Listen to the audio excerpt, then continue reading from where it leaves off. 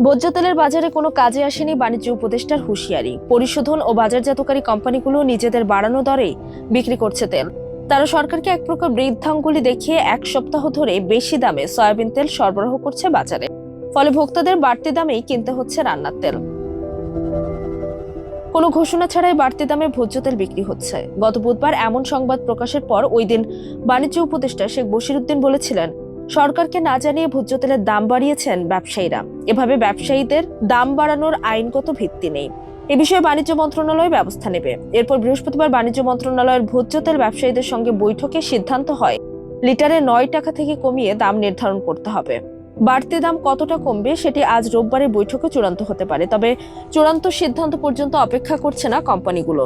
তারা বাড়তি দরের তেল সরবরাহ করে যাচ্ছে। এতে ক্রেতার পকেট থেকে লিটারে অতিরিক্ত 9 টাকা চলে যাচ্ছে ব্যবসায়ীদের কাছে।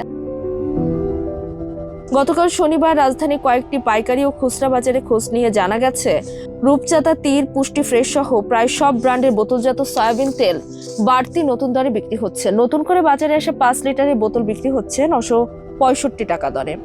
এছাড়া বোতলজাত প্রতি লিটার 198 টাকা এবং 2 লিটারের দর 396 টাকা নির্ধারণ করা হয়েছে। সপ্তাহখানেক আগে বোতলজাত প্রতি লিটার 189 টাকা এবং 5 লিটারের বোতল 922 টাকা দরে বিক্রি হয়েছিল। তবে বাজারে নতুন করে আসা স্টারশিপ ব্র্যান্ড সহ 2-1টি কোম্পানির পুরানো কম দরের তেলও বিক্রি হতে দেখা গেছে।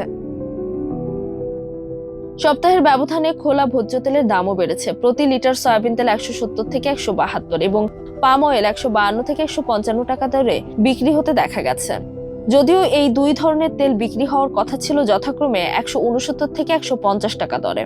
বিশ্ববাজারে তেলের দাম বাড়ছে, তাই স্থানীয় বাজারে বাড়াতে হবে, এমন দাবি জানিয়ে গত 10 নভেম্বর বাণিজ্য মন্ত্রণালয়কে চিঠি দিয়েছিল ভোজ্য তেল আমদানিকারক ও বাজারজাতকারী প্রতিষ্ঠানগুলোর সংগঠন Bangladesh vegetable oil refiners and vanaspati manufacturers association. তাদের দাবি সরকারকে অবহিত করেই আইন অনুযায়ী স্থানীয় বাজারে দাম বাড়ানো হয়েছে। কিন্তু বাণিজ্য মন্ত্রণালয়ের পক্ষ থেকে বলা হয়েছে, এখনো দাম বাড়ানোর বিষয়ে কোনো সিদ্ধান্ত দেওয়া হয়নি। যদিও কোম্পানিগুলোর যুক্তি অনুমতি না দিলেও আইন অনুযায়ী দাম বাড়ানো হয়েছে।